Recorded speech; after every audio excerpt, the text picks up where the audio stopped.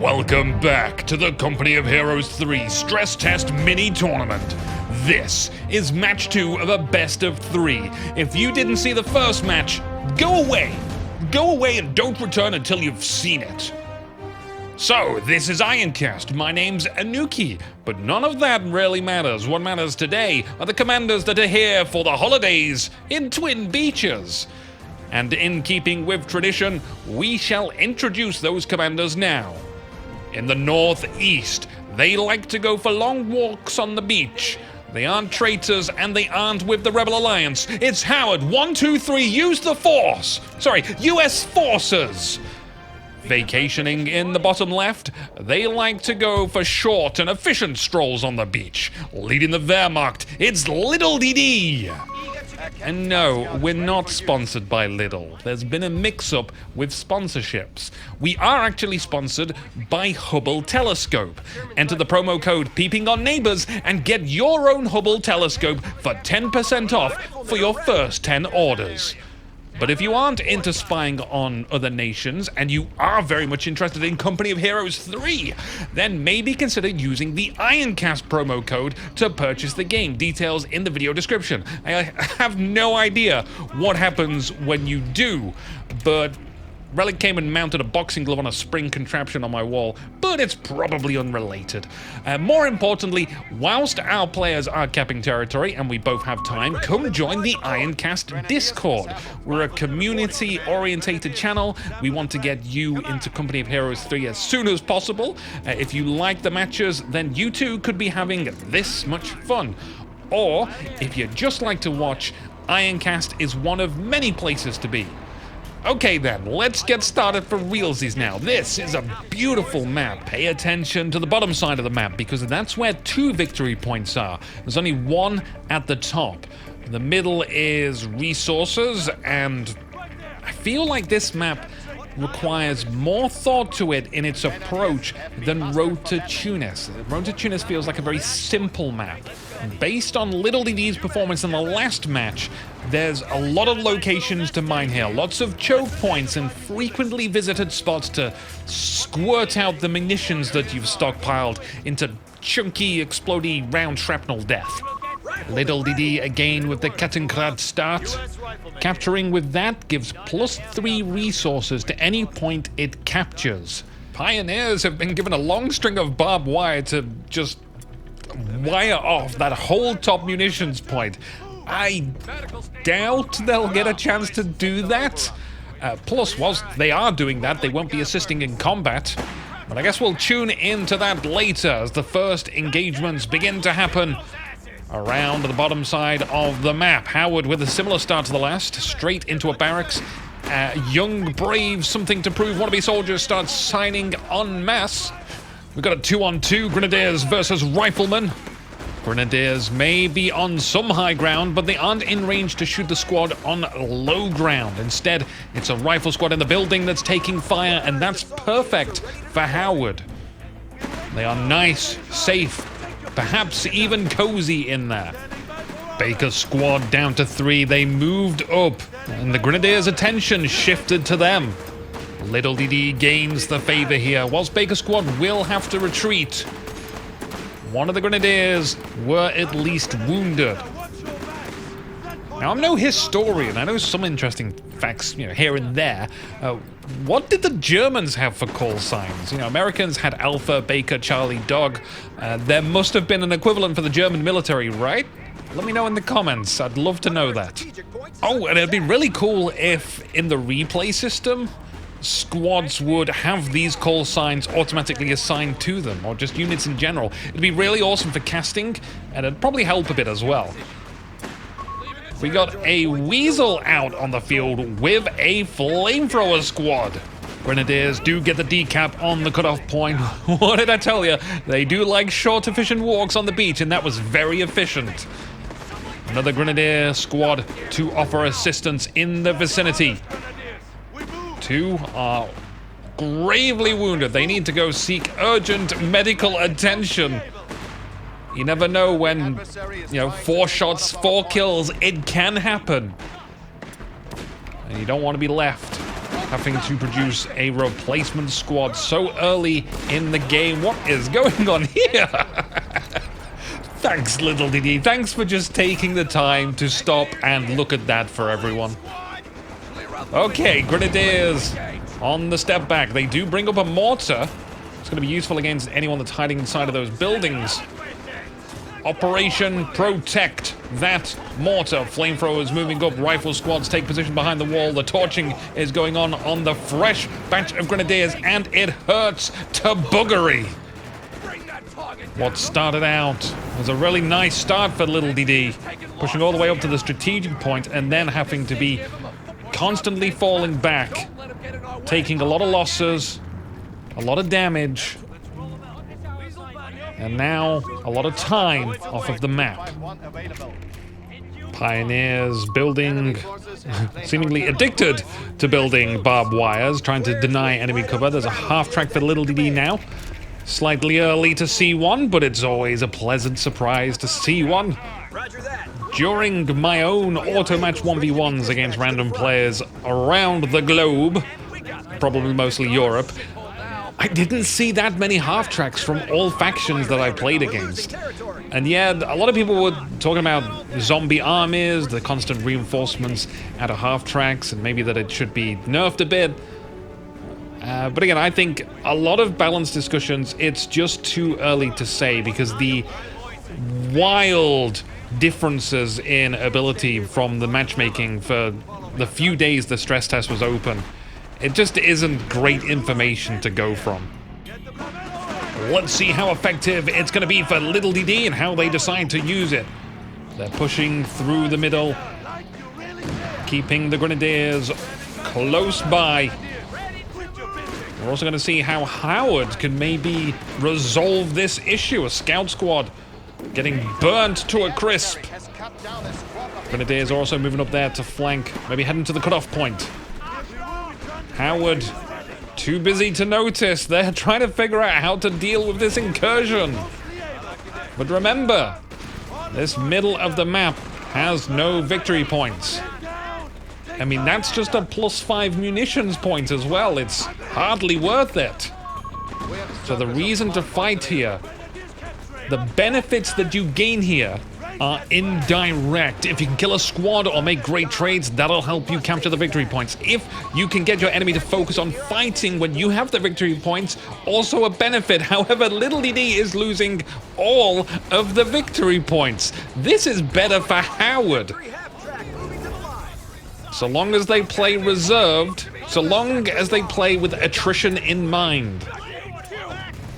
This engagement has fared much better for them. Remember, 3 cap on victory points starts making that ticker countdown extremely fast. So maybe whilst we've got chance, I can just quickly talk about the Special Operations Battle Group that Howard has selected. This one kind of feels hard to explain. There's the Weasel Recon Vehicle, of course, we've seen. It's got some interesting abilities, like it can drop a machine gun or mortar, which can be crewed. I think that's an ability you get from veterancy, though, and it can be a little bit tricky to get veterancy. It needs to be near combat that's happening. You can get a recon plane, which highlights a vehicle, or a strafing run. You might remember the Calliopes from previous games, or from, well, history. It's not a Calliope here, it's a whiz-bang. Similar enough, it's a Sherman with rocket launchers attached. You have commandos, and the coolest thing about these guys, and I'm not sure how I personally feel about it, the Weasel is gone, sayonara. Will the Japanese come into this game, I wonder? Discussion for another time. The commandos can throw a knife, which instantly kills one soldier. It sounds cool, but at the same time, to me, in this war game of bullet trading, throwing a knife in the middle of a gunfight seems like we're stepping too close into John Wick territory. But don't let my thoughts be yours. Maybe you think it's awesome, and that's A-okay. Oh, I really have to try and describe these battle groups more quicker. We've got Grenadiers that have their own custom-made sandbags. It's got their name on it. Howard's purchased an M3, the 75mm gun on it. That's how they want to destroy the half-track. And I would say it's Overkill? I honestly have no idea how effective that thing is. I did not see it, well, at all, really. I cannot imagine it's very accurate on the move, though. Fighting down at bottom, smokes at the top. I think trying to smoke out the M3 so it can't shoot forward. Lidledede likely won't be able to make those daring pushes with their half-track anymore. It'll have to sit at the back. Look at the victory point score, by the way. Howard already took off over 150 points thanks to that 3 cap. That's a massive amount at 10 minutes in. Lidledede assaulting the Lighthouse. Howard has the high ground. Not a great idea to charge straight over negative cover. But they did it anyway, and they got up there.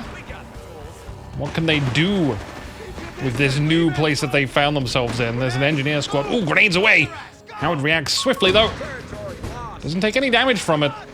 Oh, we got a whirlwind, which means it's time we talk about the Luftwaffe. That's what Lidledede has chosen. I didn't see the signs before. I would have expected Falchi Pioneers, which can power drop anywhere on the map at the very start of the game. Pinning that rifle squad down. Grenadiers get inside the building. We have breach mechanics going on.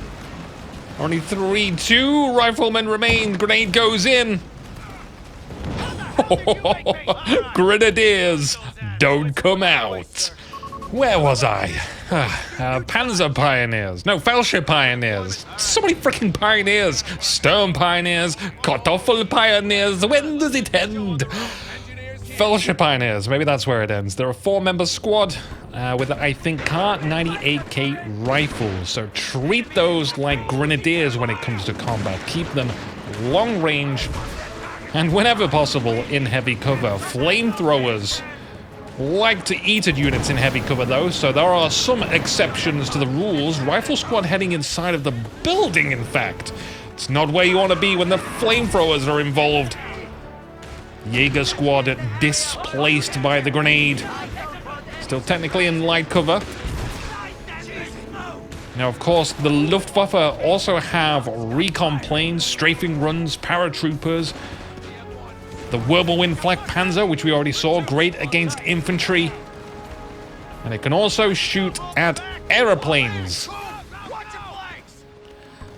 Another bonus with the Luftwaffe decision is the Flak 36 emplacement. M3 75mm firing at the Whirlwind.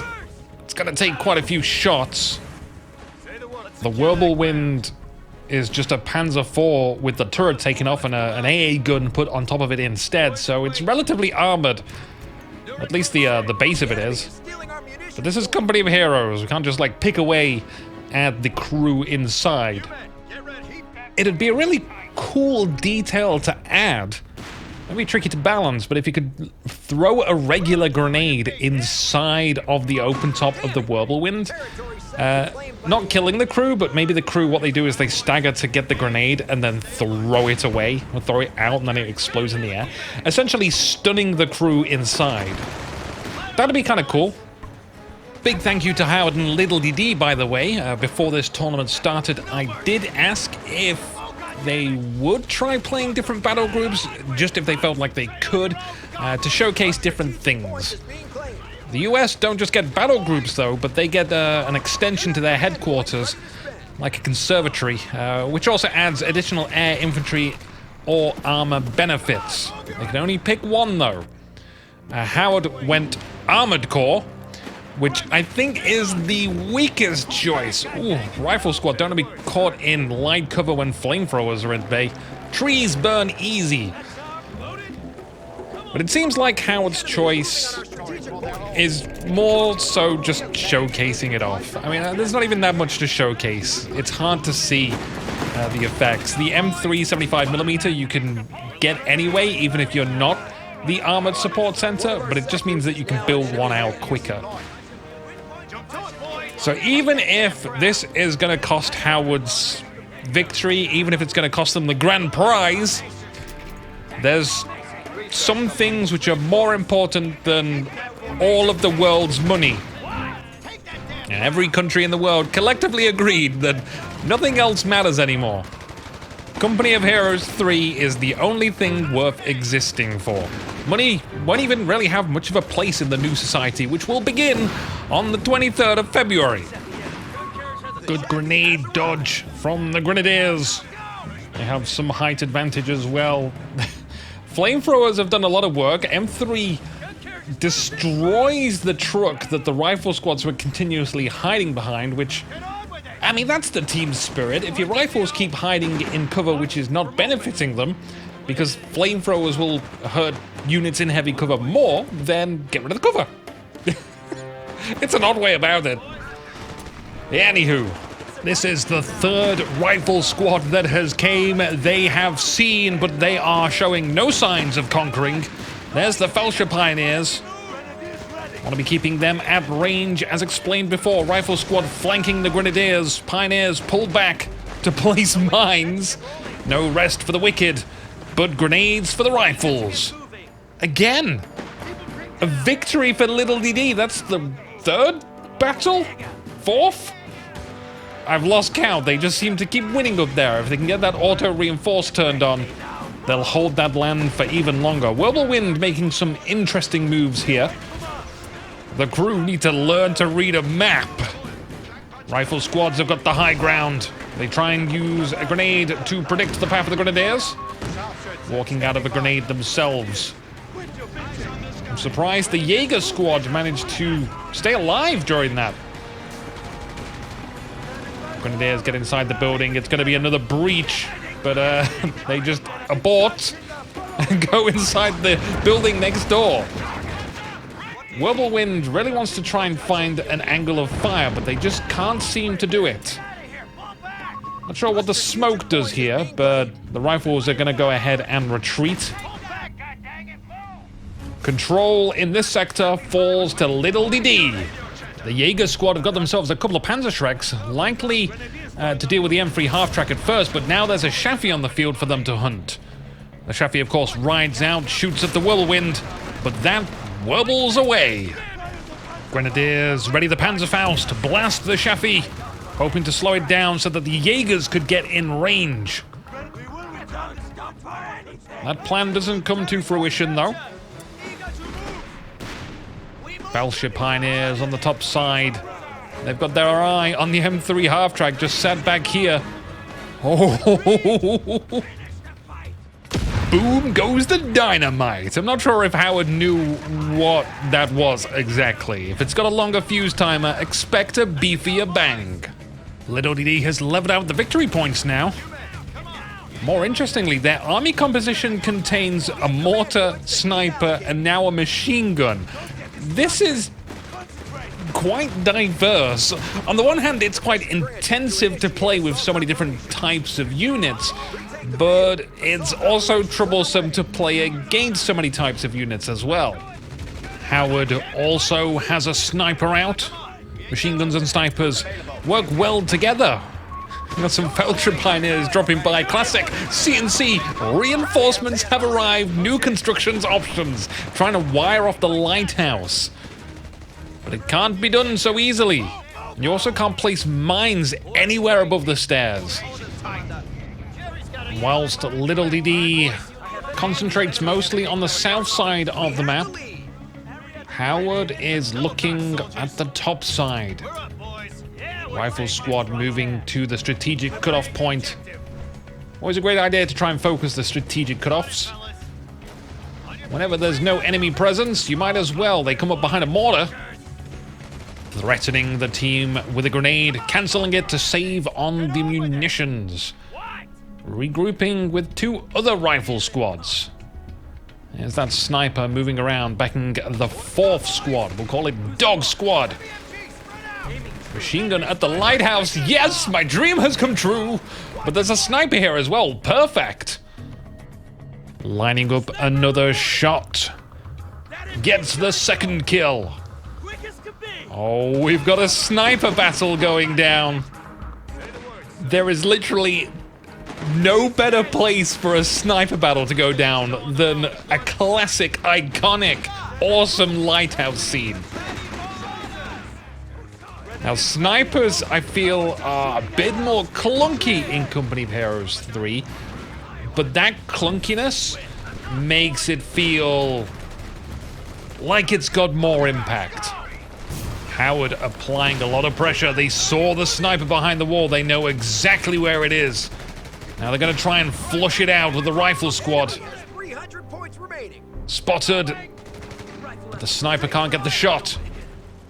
Good tactical play there by Howard. They see the medical half-track. The Shafi could advance towards it. A sticky grenade and a Shafi shot will do it.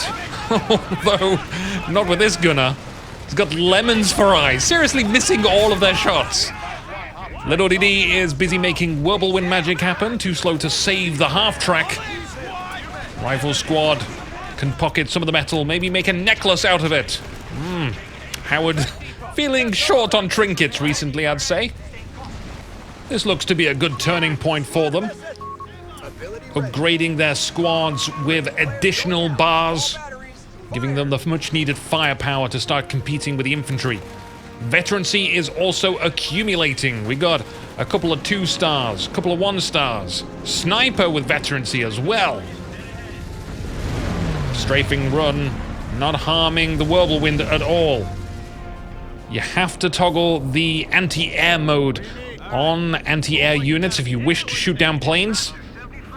Howard's brought in some SSF commandos. These could probably have arrived earlier. Maybe they were on their lunch break. Overhead, Luftwaffe recon planes flying. Lidledede perhaps looking for the enemy sniper. I don't think the plane revealed them, but that US sniper is basically watching the gate to the Wehrmacht base. Lidledede rushing out with all kinds of infantry. Like one of each. Ooh, a rifleman squad lost, I think, on that bottom victory point.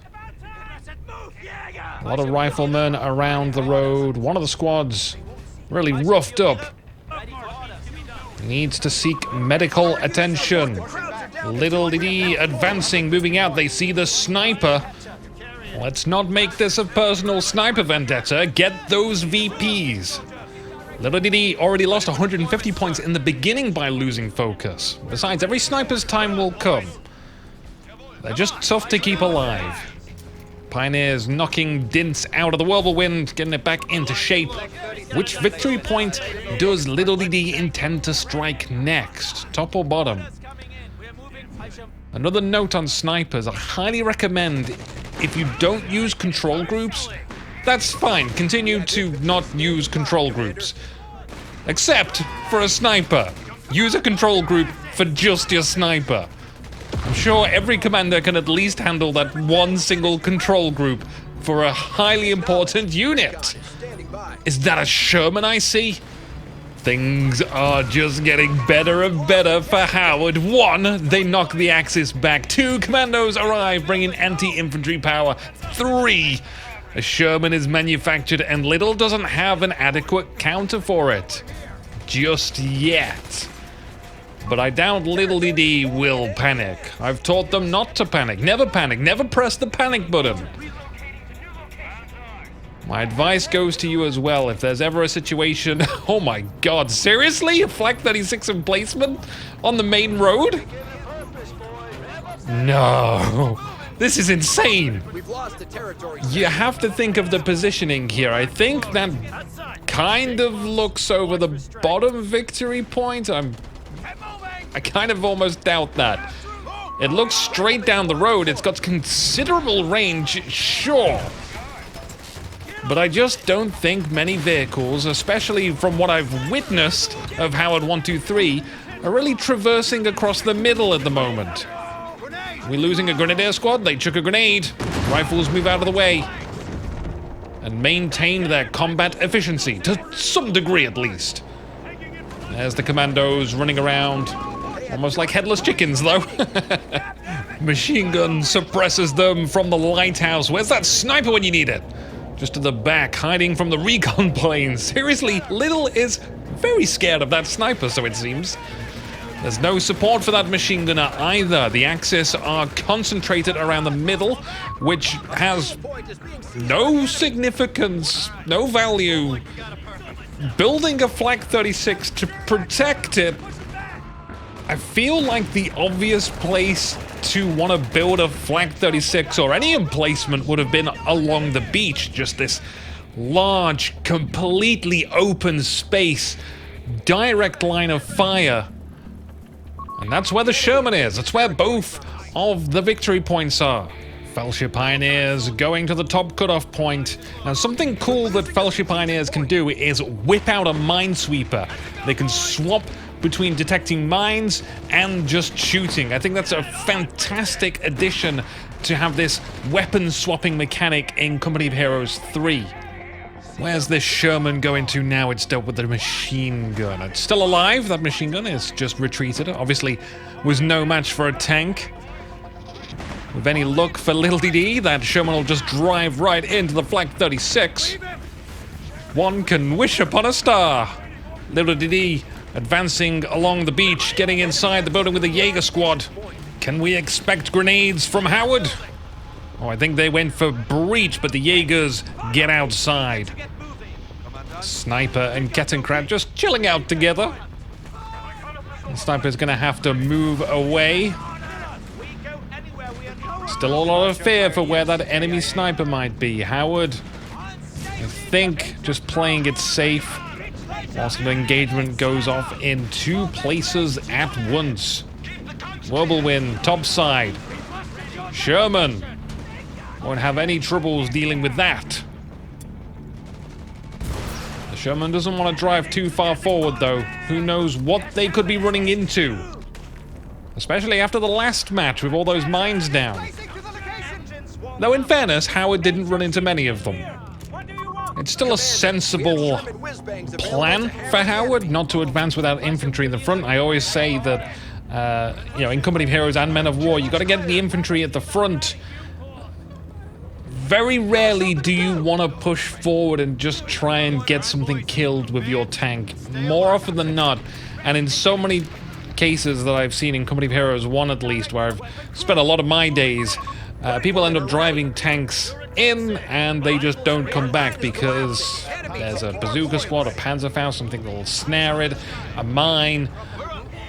Just the general unknown. The general unknown will kill it.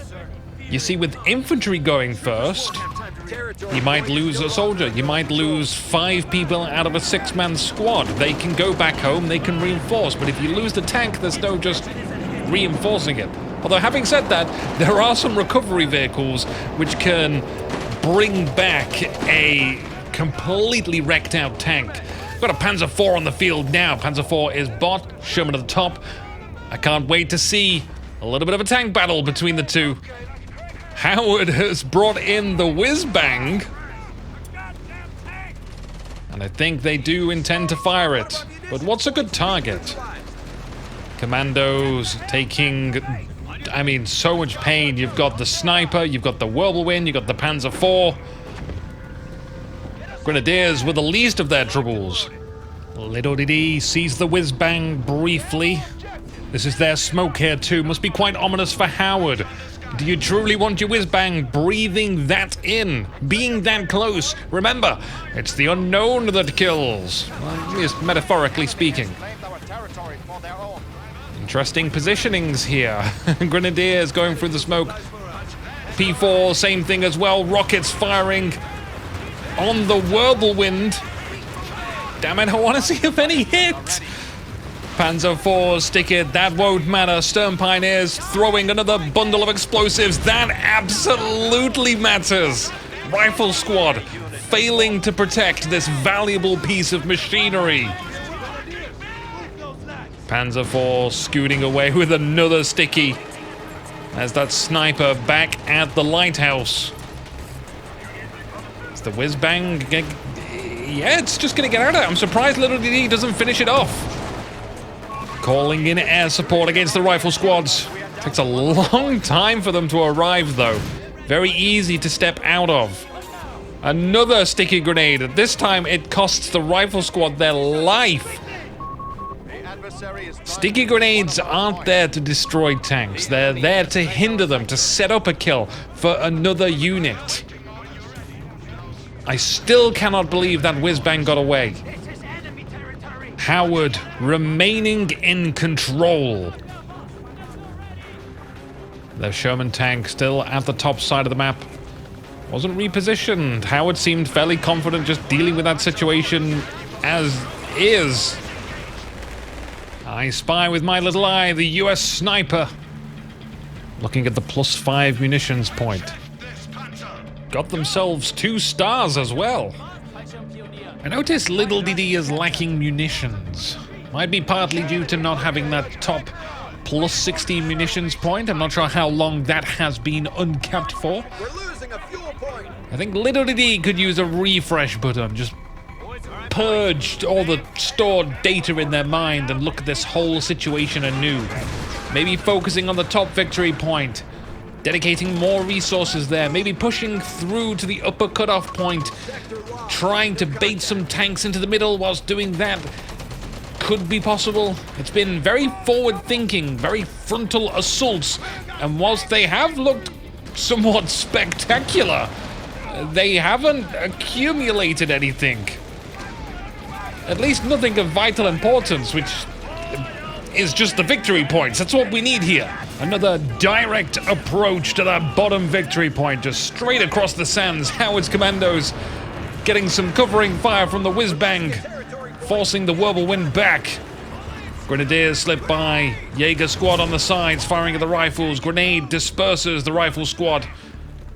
Moving back through the smoke, all the way back to headquarters, though. A victory point is under attack. Now this attack from Lidledede, this one's successful.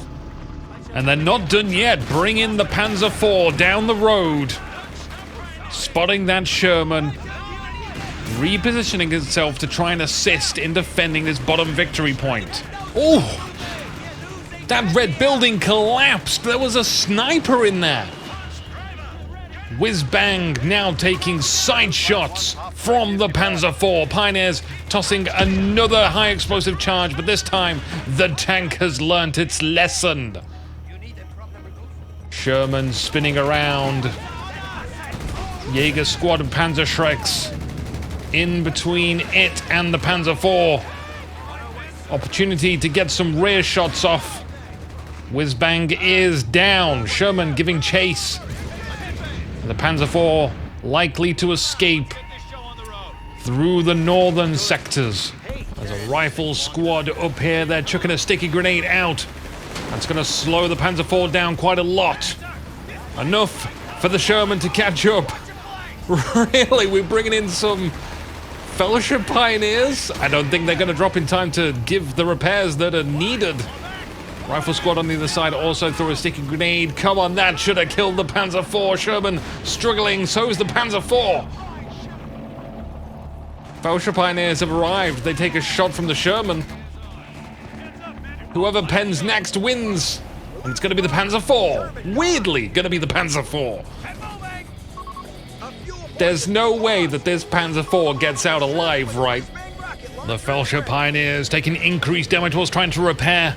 They will depart this world, so it seems. A half-track not able to reinforce them in time. The Panzer IV finally breaks down. Is Little going to lose the half-track too? The commandos and rifles give up chase. Whirlwind comes up from behind, blasting away at the wrong target. Enemy forces are converging on a fuel point. This will be a huge loss for Lidledede. Another shot, another volley. But the Whirlwind surprisingly survives. That Flag 36 is known now. And Howard's calling it an airstrike. Whirlwind is defeated. Flak shooting at the aircraft. Did it hit it? Yeah, it did. And it didn't matter. Whiz-bang even taking shots at it as well. So the Flag 36 not exactly paying for itself in any regard. Love seeing the wreckage of the plane there. Just crashed into the thing it was sent to destroy. The thing that is designed to kill it. Lidledede is not looking strong anymore. They only have 2 mainline infantry squads. A mortar, a sniper, and a Felsher Pioneer squad. There's a Ved 3 Kettengrad still lingering around. No health on it. Impressive stuff nonetheless. But it's not being put to use. Lidledede, again, extremely interested in this bottom victory point. It's tunnel vision that's drained them to under 50 tickets. And an excellent way to get rid of tunnel vision, or the effects of tunnel vision, is to actually just have vision on the map so you can make informed decisions. If you can see what's up top, you know, if that Kettenkrad managed to sneak around the top, get behind enemy lines, see a little of what's there, Lidledede could send the appropriate forces. They could send the right size, the right units. Instead, a very hectic battle around this victory point. Getting some sandbags down overlooking the point. There's not much time left though.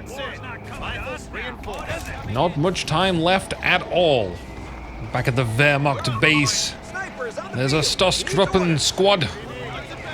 Howard, on the other hand, brings in a new sniper.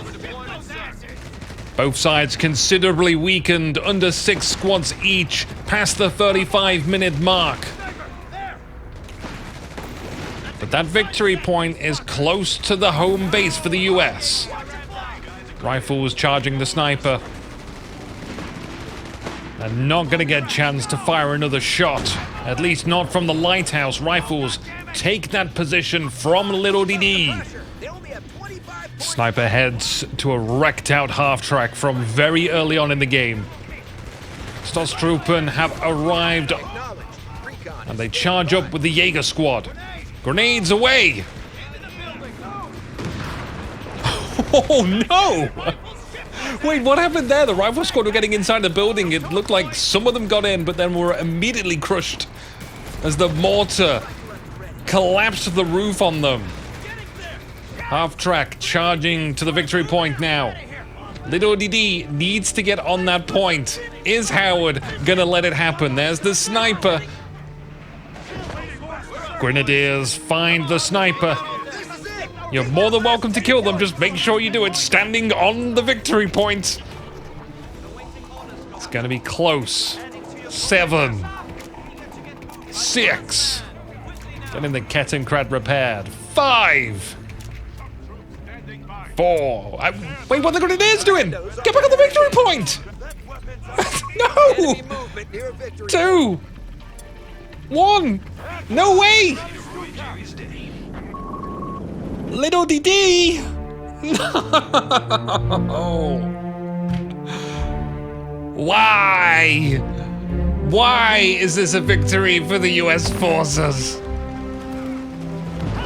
Looking back at that final moment, Lidledede just clicked outside of the victory point, and unluckily, none of the soldiers, not one of the remaining Grenadiers, stood inside the victory point. It's not entirely their fault, but it is also entirely their fault. Anyway, that means it's 1 for 1, and we go to the final game of this best of 3, which, so far, the first 2 games, this one and match 1, have been an absolute blast. So, the third one is probably going to disappoint. But here's hoping it will be amazing. A lot of great highlights from this one. Quick outro. Join the Discord if you really have found this one fun. Leave a comment. Subscribe to the YouTube. And get some tea. Get some tea in you. My name's Inuki. I'm going to make some tea. Get some tea in me.